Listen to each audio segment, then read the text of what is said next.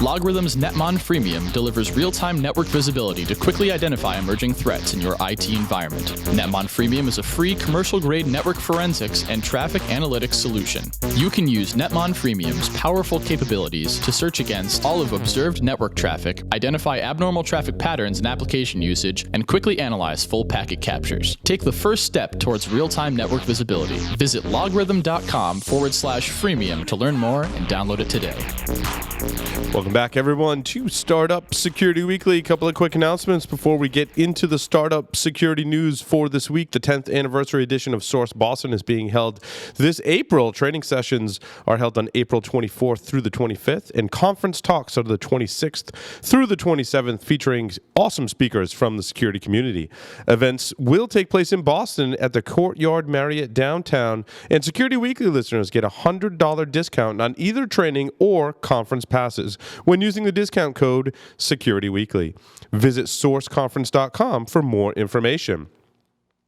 Get out and vote for your favorite security blogs and podcast, Security Weekly. Security Weekly has been nominated for the 2017 RSA Social Security Awards Best Security Podcast. Cast your vote today by visiting securityweekly.com/vote and cast your vote for Security Weekly for your favorite security podcast and blogs. You think the Russians are voting for us? I don't know. They probably get a lot of good information from. Well, I mean, if you think about it, not only do we talk about hacking and exploits, but we talk about what the vendors are doing and how their products work. So I guarantee you that there's people listening that want that information that may have questionable ethics and values, shall we say? So vote for us. So vote for us, yeah. Well, a couple times.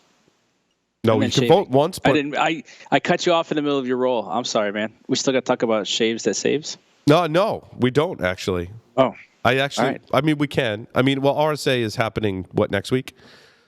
I think so. 2 weeks. 2 weeks out. Is it 2 weeks out? Okay, it's still 2 weeks out. So yeah, that event is happening at RSA as well. So look that up. So if you're not bald already, you can be. That's basically. right. That's right. And bald is beautiful. Bald is beautiful. That's how we are. Because we're beautiful, I guess. Well, I mean, it has to be. It's, you know. So what do we got for startup security news? I wanted to talk about the burnout. Burnout comes out a lot in security. Yeah, Jack We've did been a big. Talking about it a lot. Jack's a big. Jack's a big burnout. No, Jack talks about burnout.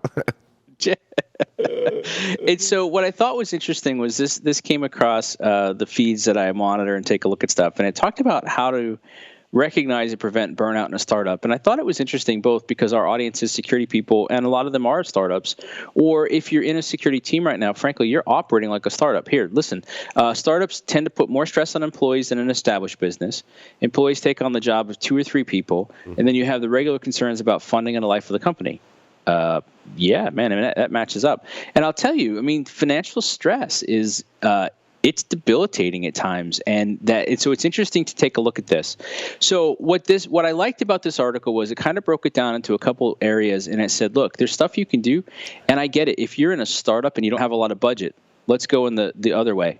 You're in a security team and you don't have a lot of budget. You can't go do these really expensive team building activities. There are things that you can do. So it laid out 3 that I liked. It said, listen, if you're working as a team, and all you're doing is working all the time, you got to break that up. And it said, look, you just go do a happy hour, go to the beach, go for a team walk. Drinking helps. I find that always is a very common one. I like the line from Animal House. My advice to you is to start drinking heavily. That movie has. I look forward to your talk. All I needed to know about security I learned from Animal House. Yeah, that's my next follow-on. That's your next one. It'll be the follow-up. Now, it also talked about ownership. If you're not familiar with it, there's a retired Navy SEALs, Jocko Willink and Leif Babin. They wrote a book called Extreme Ownership. And in the leadership circles, it is a bestseller, and it should be. And it talks about ownership, not just taking ownership for something, but extreme ownership, and how that's absolutely transformative. And I can tell you, when we work in Straight Talk, it's a big deal. But what I thought was interesting about this is that when you don't have control, when you feel like there's no control, it creates some of those senses of burnout. Now, we could spend probably an entire episode just talking about that deeper, but what the point was is give people a say, give them a voice, let people contribute to it, and then take some of that ownership. And the thing that's always interesting to me is that when you let somebody take ownership, or whether you just claim it on your own, it's not about, and then I'll be successful. Sometimes you got to own the failure parts too, and that's okay. Like, it's that actually helps people reduce the stress because they had a say, because they participated, because they felt like they belonged, they were connected to the purpose, and I liked it. And the third part is work-life balance. Now, listen, I'll be the first one to say. Wait, let's go back to the other one, because there's a very famous quote from Churchill. It's like, success is going from failure to failure without loss of enthusiasm. Yeah, right? That's made the rounds over the last couple of days. Yeah, I mean, failure is part of an integral part of success, believe it or not. I think that. I think it really was Garth Brooks that said, "Failure isn't failure if a lesson from it learned." Mm-hmm. So, if you like Garth Brooks, that you got that going for you. Look, I mean, the reason I was just kind of moving through it was I like it. I like that concept. So work-life balance. I've actually done talks in the past. I maybe need to dust these off. Where I talk about balance is it's an artificial construct, and get past it. You need to think about integration. What this is saying, though, is, and the reason I point that out is forget about balance. But if you find that the job is permeating, gosh, I remember. I mean, we're going back. I think we just did 15 years of Security Catalyst. So prior to that, I was working on a job where I was putting in 12, 15-hour days, and then we were doing sales calls on Saturday mornings, and I was taking 2 or 3 hours of that, and then I had stuff I had to get done Sunday. I had no free time. I was burning out. Apparently, I was a little grouchy and irritable. And the point here is, if you're burning people out at that level, and they feel unappreciated, they're going to bail. And that's exactly the situation I was in. I had no time. I could never do anything right. It was always my fault. I always had to give more. And I finally got to the point where I was like, all right, screw you. I'm gone. The reason I think that's important is they offered some things here that I really liked. Half-day Fridays, unlimited PTO, flexible working options. I put up an article on Twitter in the last 24 hours about, again, the research. And this comes as no surprise to anybody who's done this. Open offices kill productivity. And the more we study the ability to focus and to do deep work and to do everything else, what I look at with this is let your people do what they need to get done in the time they need to get it done, and then cut them loose. And also, if you find that they're too attached to it and they're not letting stuff go, you got to kind of stand in their way and say, you know what, I think you need to take a day off. Unlimited PTO is interesting. Most of the studies show that when you offer unlimited PTO, it sounds good and people end up taking less. If you do unlimited PTO, like in my world, it would be take a long weekend every month. Not optional. Take a long weekend every month. Like, get the hell out, clear your head a little bit. What do you think, Paul? What would you do to try to help from a balance? Like, even if we disagree on whether balance is artificial or not, I think taking a break from some of the grind is useful. How do you do it? I think that the way I approach it, both work-life balance and startup burnout, or just burnout in any job, right? I think you need to have side projects to keep you fresh and allow you to take a break, right? So in the workplace, right, I like to always make sure that we have side projects to work on that. It could be just fun. It could maybe relate to the business. It could maybe not. It could just be fun and a learning experience. But I always like to have a side project so that if you're burnt out on what you're working on, you can go work on something else and stimulate your brain in a different way. Go build a Raspberry Pi, do something with it. Get some passion flowing too. Yeah, right? Go hack a Fire Stick, whatever the case may be. Right. I think that's important. I think the same thing. Work life. Have your side projects at home too. That help stimulate your work and help you out at home. My side projects at home are I like to automate things in my house, which is fun because then the whole family gets to use it and do voice commands to turn lights on and off and stuff like that. So I think those things help. That makes a lot of sense. You know what I like about that too is that when you can do a project that's kind of short and you see a result, you completed great it. Point. Like I know for me a lot of times on the days. Right, I have goals to write more than I'm writing, and in the cycle I'm in, it's like, right, so I'm creating, I'm delivering, I'm figuring out prospecting, I'm figuring out sales. So I'm writing every day, but I'll tell you what, the days that I write and I press publish, I feel great because I got it done. There's a tangible evidence of it. I thought that was pretty cool. All right, on the heels of threat modeling, we started this program. We talked a lot more about IoT, and I know it's coming up, and there's the industrial IoT. And lately, we've had a lot of people really concerned about it. The FCC signaled they're going to start taking a look at it, which means the FTC is going to get on it here in the U.S. So I saw this one. I couldn't resist. 5 IoT cybersecurity predictions for the coming year. And I actually wanted to see if you liked it, because I'll tell you the one that I thought was really interesting, and I'm kind of curious where you'll see it go. Number 3, you must be this secure to ride the internet. Now, obviously, that plays to my "Are we ready?" argument and straight talk, but what he's basically suggesting is the author of the article is suggesting that there will be legislation in the U.S. Or Europe, possibly the U.S., that mandates a minimum level of security, just like we do for home routers and IoT products. No, sorry, it's saying home routers, because I was going to say I don't think we do this for home routers. We don't. No. Do you think that would help? Well, it's debatable, and it depends on how you define what security means in this context. What does security mean?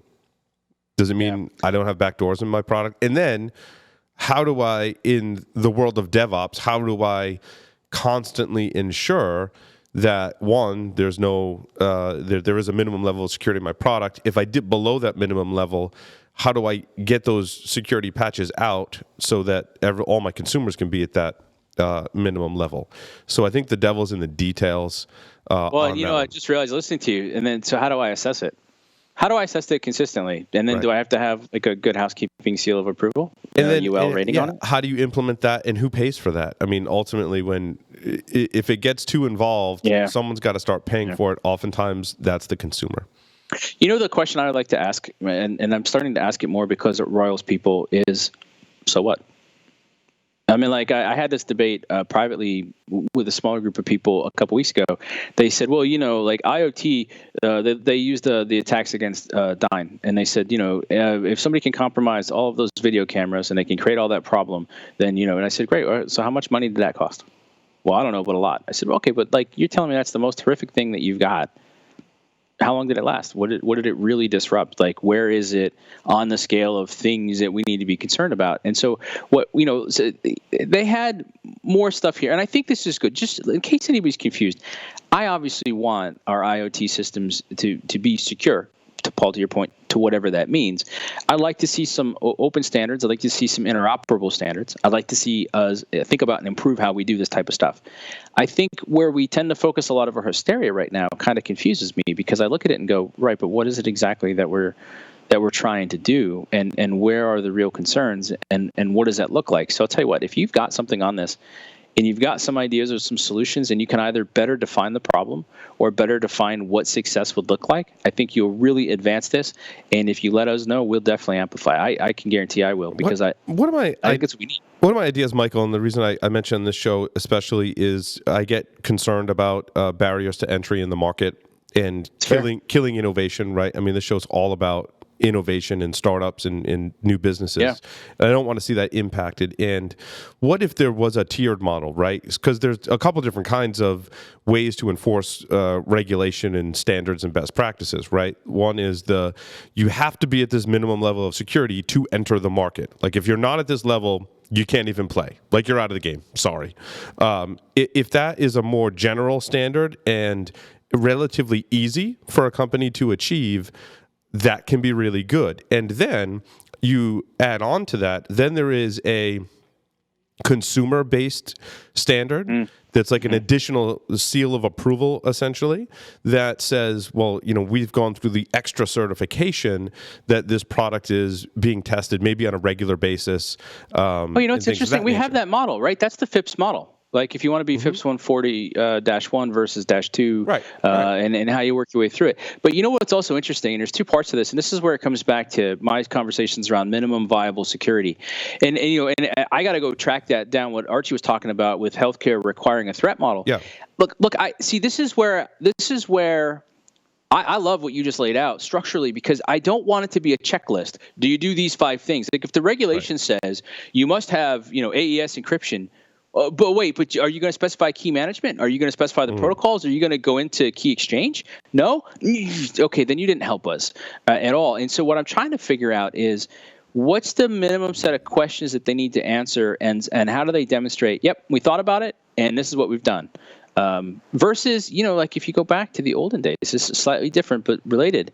I remember when Evernote got started, and I actually got a chance. They were smaller, and I got a chance to talk to, I don't know, CTO or somebody. And I said, so how do you guys handle security? And he's like, we treat it like email. I said, email's not security. He's like, yep.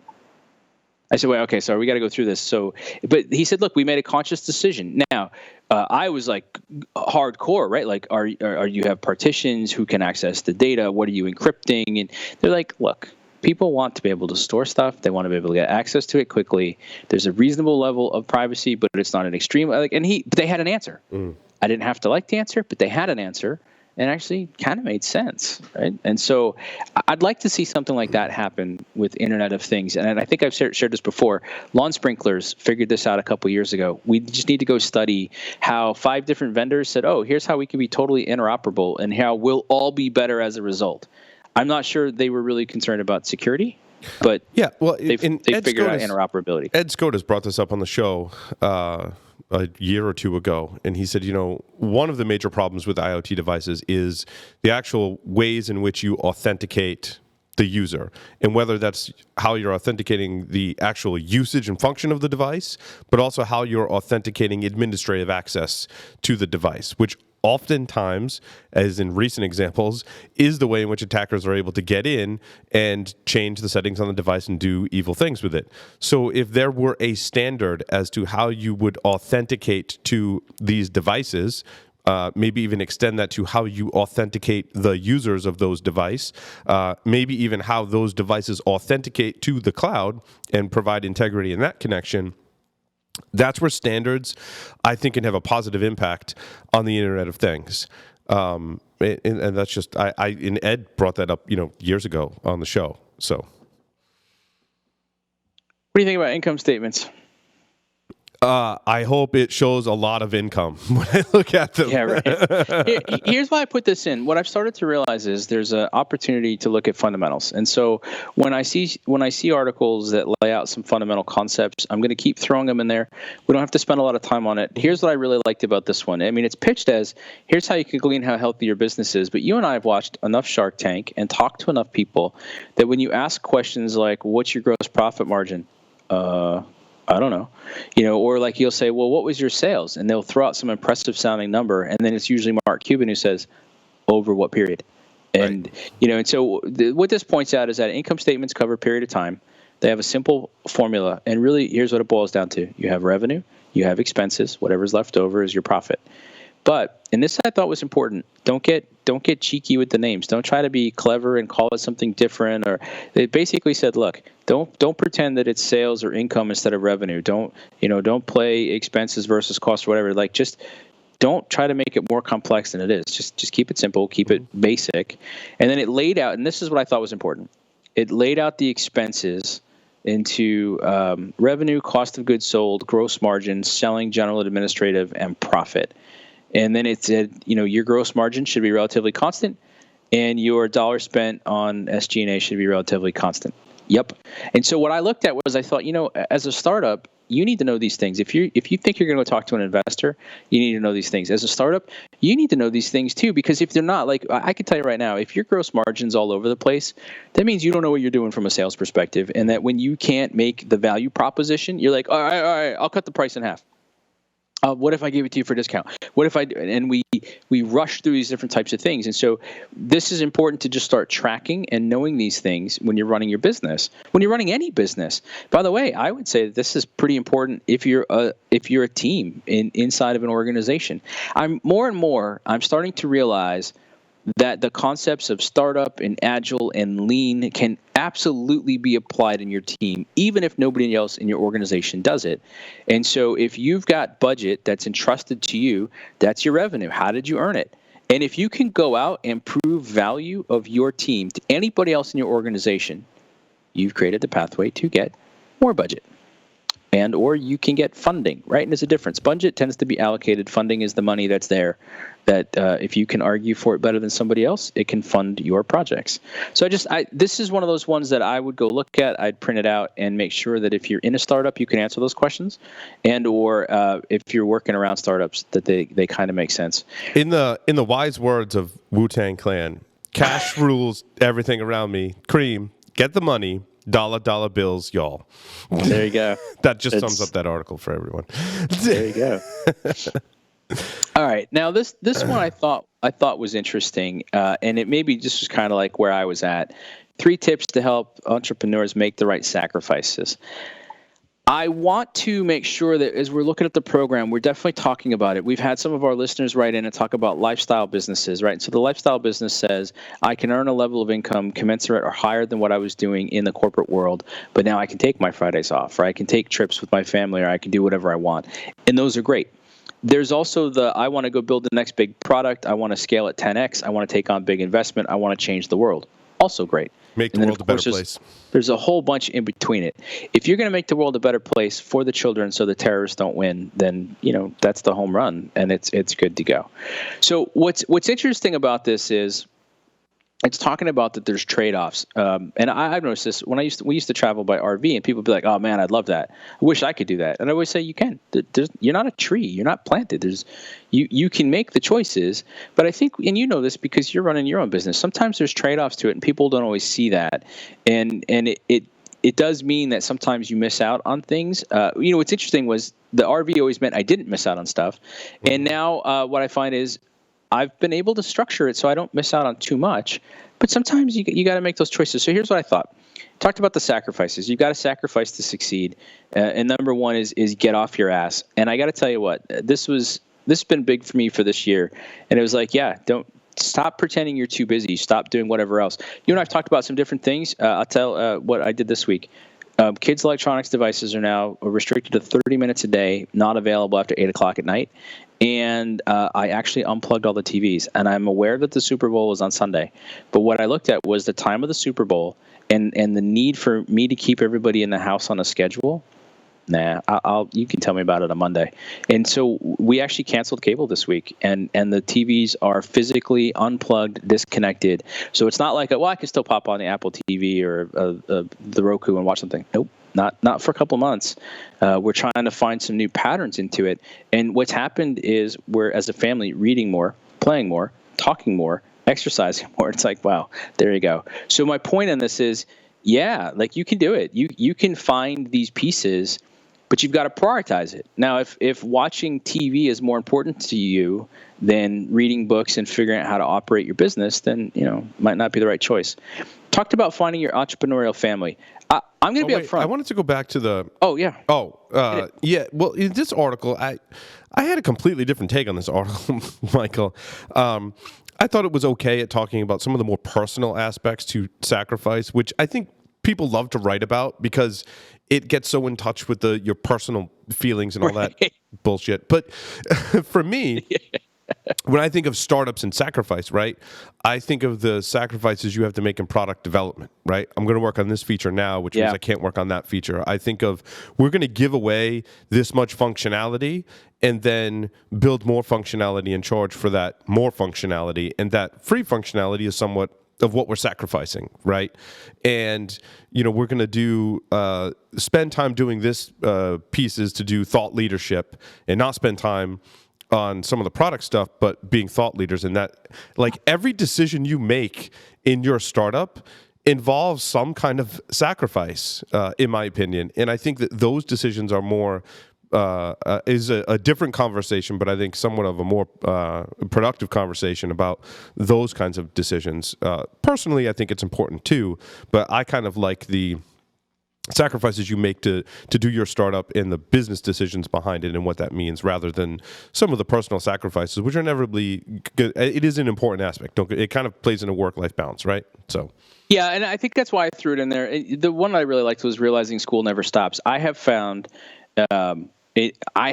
I actually find that I understand sales now in a way I never did, but I enjoy it. Like we can talk about that later, or not at all, or some other time. But I've found a couple books. Maybe I could even convince one of these authors to be on our show. when you frame something the right way, it's like, boom. And some of the choices that we've made have given me that time to figure that out, blah, blah, blah, blah, blah. Anyway, I just thought it was interesting because this is definitely a lifestyle, and it comes with some barriers or some choices or whatever. I don't regret it. I love everything about it. It's just more of I wanted to put some thoughts on that. All right, let's go back to your product roots. Why do products fail? Before you even get too deep into it, why do products fail? What would you based on your experience, if you're going to give it one reason, what would you say? Poor sales and marketing. Yeah, this one pretty much comes down to it. It laid out three basics. It said mismatch in the market, the user experience wasn't designed right, and the marketing. And I keep looking at this. In fact, more and more now, as I'm working with more startups, what I call it the startup two-step. You have to align yourself on value internally in order to be able to express yourself externally to get that traction, to get those sales. And it's kind of fascinating because I've now talked to a number of post-Series A startups that said, yeah, we've got that problem. And when we go check and say, okay, so what's the value? Yeah, they're all over the map. And you say, well, it's okay. It is okay. You can get a better value statement out of it. But I'll tell you what, the big companies that I'm also talking to, if they don't understand what you do as a startup, then they can't work with you. If they don't see where you fit or what you've done, then they can't fit with you. So I wanted to. This is unfortunately kind of negative to basically say, look, this is where these things don't go well. The one that I did think was interesting though too is that sometimes there's just not a market for it yet. Like you've got a great product, like let's say PKI. PKI. This could be the year PKI, but we've been saying that for 20 years, right? There's some solutions that are just hunting for the problem, and they don't have it yet, and I think that kind of matches up into it as well. So I don't know. I thought it was interesting to look at it a little bit differently. Startup security notes of interest, Michael. You got some interesting interesting things in there. Well, already we've talked about Microsoft, and Microsoft has their ventures, and we also saw that they were doing some things around Israeli startups, and so none of this is really news except for Elusive Networks. And so I thought this was interesting for a couple of reasons, because deception has suddenly popped back onto everybody's parlance over the last couple of weeks. And so Elusive Networks, that does deception frameworks, just got backed by Microsoft. And I thought that was really kind of interesting. In fact, as a startup, they've raised over $30 million. Now, what's funny is I've not talked to them. I don't know anything about them. Have you looked at any of their stuff? Do you like it? Know anything about it? I've heard about them. I've covered some of their stuff. I think as far as deception goes, they're probably one of the better ones out there. It's a tricky market to enter because over time it's been so tightly coupled to a honeypot or a honey net. And that's not what deception technology is, however, it gets lumped into that. So it's a difficult market to enter. It's one that actually John and I talked at great length about, and then saw the market get flooded and actually decided not to play in that market. So, well, and you know what I think is interesting about it too, because it's one of those things where is the market ready for it yet too, right? Because think about the headwind you've got to cut to try to explain to people what this means. How does it work in my environment? We still struggle sometimes to explain where a firewall fits. Maybe I've oversimplified, but when you've got something like this, and by the way, to me, this is where I would expect to see big valuations come in because it's a big bet, right? So if I'm an investment house, I'm going to have to put a lot of money behind it because, well, I've got to go figure out how to explain it. I've got to go get traction. That means I'm going to give a bunch of it away for free. I'm going to bring people into it. I'm going to tell their stories. I've got to show proof and collect it. That's going to take time. That's going to take money. That's going to take effort before I can get this out there. But remember, if you're an early stage investor, you might take on that higher risk, but you're expecting that you're that one breakout. You're not a 10x. You're a 30x. You're a 50x. And I think that's what we're seeing some of these people bet on right now. It'll be curious to see Microsoft's play in it. And in fact, it says in the end, it's not really clear what Microsoft will do with this. It could just be that they're just betting on it, right? I mean, it could be simple as that. All right, other things. Radware acquired Seculert. Seculert's provide a SaaS, cloud-based cyber threat protection against enterprise network breach and data exfiltration.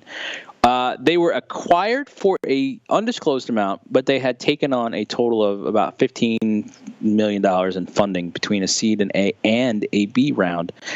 I haven't come across Seculert, so I don't know much about them. But that's a nice acquisition, and or it's not, right? I mean, I guess I should be fair. If you're acquired for an undisclosed amount, that may mean you weren't working, but they had some sort of a cool solution. You know anything about them? I don't actually. There's so many vendors, dude. It's so hard to keep up with all of them, but yeah, we'll do our best. Our tool Owler, like I keep following new stuff with it, and what I also find kind of fascinating is, like when I look at who some of their competitors are, I'm like, so this is what this Owler's suggesting, and I don't know if this is accurate, that their competitors are CrowdStrike, CyberReason, one of ours, Sky High, SentinelOne, Netscope. Well, okay, then I guess that's why I haven't heard of you. Everbridge acquired IDV Solutions. Oh, go ahead. Sorry, I was just the competition's kind of all over the place. Like CrowdStrike and CyberReason are kind of together. Light Cyber is like threat hunting. The Sky High is cloud-based SaaS management, right? Netscope is also cloud-based management. E8, so those two seem like they're accurate competitors. E8 is something different, right? Yeah, that was new to me. I didn't recognize that one. I think that's more like EUBA, End User Behavior Analytics, solutions to help enterprises analyze and detect attacks and malicious insider activities. Yeah, that's EUBA. So those are like their competitors are probably not those because they're in a lot of different sectors. So I think one of the things, because we've talked about Owler a couple times now. I make time if it's something I know. I do the updates when I ask questions. Yes. And I would advise anybody who follows along or does our links, if you have enough knowledge, help it update it. This will only help our industry as it gets better. And and we'll thank you. And actually, Owler will send you a little message thanking you as well. So we should have someone from Owler on the show. Let's do it. Putting the public call out. We need to someone take a note. Let's reach out to them. I want to have them on the show because I think they're awesome. We love them. In fact, it would be interesting to get their take on if we're using it intelligently or what we could do better. Yeah, absolutely. Just to be clear, like that's one of the things now, and we've got some fun guests coming up. We've got some investment stuff coming up. We've got some buyers coming up. We've got some different people bringing their different perspectives. And one of the things I always say to them is, hey, help us get better at this stuff or tell us the things that you want to know. So if you're watching at home, is there something that you want to make sure we cover in these? Let us know. And we can do the research ahead of time and pull it up. Or if there's something that you think you'd like to see as part of a segment as for these things, again, let us know and we'll do it. Everbridge acquired IDV Solutions. So Everbridge, I actually talked to them a while ago, and they're kind of interesting. It was something I hadn't deeply considered, but they're in the alerting space. But what's fascinating was they talked about, okay, how do you do incident response? And it was, a lot of times people are still relying on email. They said, right, so if your incident takes down your email server, what do you do then? You're screwed. And what they started talking about was exactly that's right. And how long then does it take to get the right people together? Do you know if they were alerted or not? Do you know when escalated? I was like, wow. And they had just done some research on this, and they kind of came back and said, it's not a good story out there. So anyway, I've talked to the people at Everbridge. I'm pretty impressed, and they acquired IDV Solutions. This to me shows that they have a commitment, which they told me they did, into moving into more security stuff and helping with BCP and helping to give the teams the tools they needed to automate their responses. Not on the side we know of, like, was there a ticket opened? Okay, who's looking at the incident? Okay, it's more of the coordination, I guess I would say. And they're automating. Do you have the right people in? Do they know that they need to be part of it? And are they patched into the system? And now that I've gone out and talked to a bunch of companies, that turns out that's an interesting opportunity for them. This last one I threw up there mostly because Owler told me about it, and I thought it was interesting. Telos raised an undisclosed amount.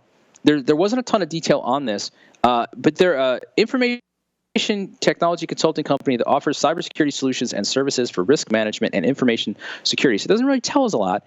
But this is what I thought was interesting, Paul. They've been around since 1971. And I can't remember if I've either worked with them or come across them, or the name wasn't a surprise to me. But then I was kind of like, I thought it was interesting that at this point, and again, nobody knows if this is accurate or not, but they're projected to have $112 million of revenue across 538 employees.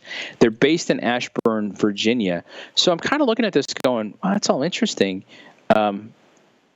It's undisclosed amount, and they're definitely federal contractors. So I put it up more as a That's curious. I don't know what it means. Maybe it means nothing. Maybe I'm getting excited about the wrong things these days. But that's kind of that's what I saw for the week. I think we're going to see more. Listen, what we've got coming up. We've got some guests that are doing investment funds that are focused on cyber, and we've got some people that are doing different things around it. We're going to start asking them their opinions on this. I know when Strat was on the show, we had some great conversations around these pieces, and we're going to keep looking for that. But if you guys see some news out there that you think is interesting from a startup and security perspective, hit us with it. We'd love to take a look at it. From the Journey's perspective, Paul, I launched it Straight Talk Simple. And so what I would say is interesting because I've alluded to it a couple times now. So I bought a book called The Only Sales Guide You'll Ever Need by Anthony Iannarillo. Does it live up to its title? I'll tell you what, it's the first one that I've read where I go, yep. Oh, but I'll tell you what he did that is absolutely brilliant. And if I can get him to agree to it, I will see if he can come on our show. Yeah, it'd be awesome. He set up a private Facebook group as long as you bought the book, 17-week mastermind, and he does a live stream video once a week. And like, for example, I had a question yesterday. I typed up my question, I put it in. I got 3 or 4 answers right off the bat. Then Anthony jumped in, answered some questions on it, and it was like, boom. Here's what I learned. Prospecting is the lifeblood of your business. I just, that's Anthony's words, not mine, but I bought into it. And what I finally learned was, have you ever seen that picture that goes around the internet where it's like the people are going to battle and they're like, the cannon's got square wheels and there's a person behind them saying, sir, and they've got the tires and the guy's like, no, I'm too busy for you. And what usually when that goes around, we lament it in security. We're like, yeah, see, people are too stupid. They don't pay attention. What clicked for me in the last week was, oh, people are so busy. We've got to find a way to interrupt them, not by being jackasses, but by showing them that we have value, that we can differentiate it, and to basically say, hey, are you struggling with X? Cool. I work with people that have that struggle, and I can help them solve it. I don't know if I can help you, but I'll tell you what, why don't we grab 15 minutes on the phone? I'll share 3 big ideas with you, and if it makes sense, we'll go deeper. And that changed for me. And I'll tell you what, I spent the bulk of the week looking at Straight Talk Simple, which is a way to help teams break through some of this stuff. And I don't have it dialed in, but Paul, I'm having some great conversations. I figured out a couple of my 3 big ideas. And actually where I'm struggling right now, where I'm powering through right now, I guess if we look at it positively is, and so this is my appeal for our audience is, what message would I send you? So if I called you and left you a 20-second voicemail, because if you're like me, you're not going to pick up anyway, or I send you something on LinkedIn or I respond to one of your emails and I say, hey, I know that we're overwhelmed and we don't have enough resources and there's pressure and it feels like paralysis and we don't want to screw up, and I can help you get through that. And because I'm focusing on teams, I'm really curious what would be intriguing enough to you that you would say, yeah, you know what, dude, I'll give you 15 minutes on the phone. And know that all I'm going to do is share a couple thoughts with you. And if you get excited about what I'm sharing, then it might make sense for us to talk about working together. So it's not one of these hard pitches. It's not. So this is the difference I'm learning. It's not a trick. It's not how do I bait you in so I can just clobber you and make you buy. It's much more of a, look, this is what I do. If you're in that space, I can help you, and I want to have that conversation. So listen, if you're interested, I would love to I'd love to share the 3 big ideas with you. It is forged from 15 years of experience, and so if that's appealing to you, I'd like to figure it out, and then we'll kind of keep moving. But it's been fun, Paul. Like I am really invigorated, and I'll tell you the other thing that they said. When you're afraid of it, just pick up the phone and call. In fact, in one of the books, Anthony recommends another book, and so I'm reading that book in tandem about prospecting. And he said, listen, you can beat yourself up all day. You can read everything in this book, or you can put the book down right now and you can go call 5 people. And I was like, all right, boom. I called 5 people. I had 3 conversations. I ended up fired up. I was like, yeah, this is great. So I recommend that. Like, even if you're in a startup and you're like, I don't be perfect, just call, be messy, get out there, talk to somebody, see what happens, build it up. And it's kind of awesome. So how are things on your end, my friend?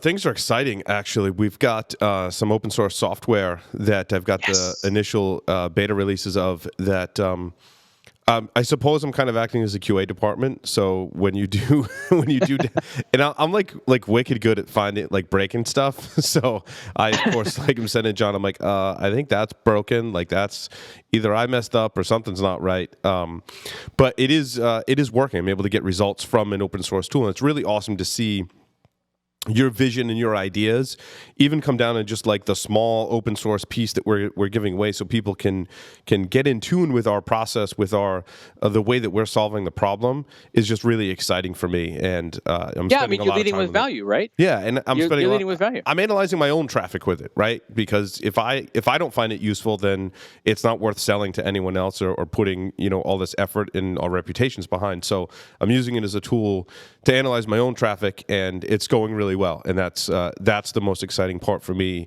right now, and I can't wait to get it in the hands of other people to see what they do with it. So.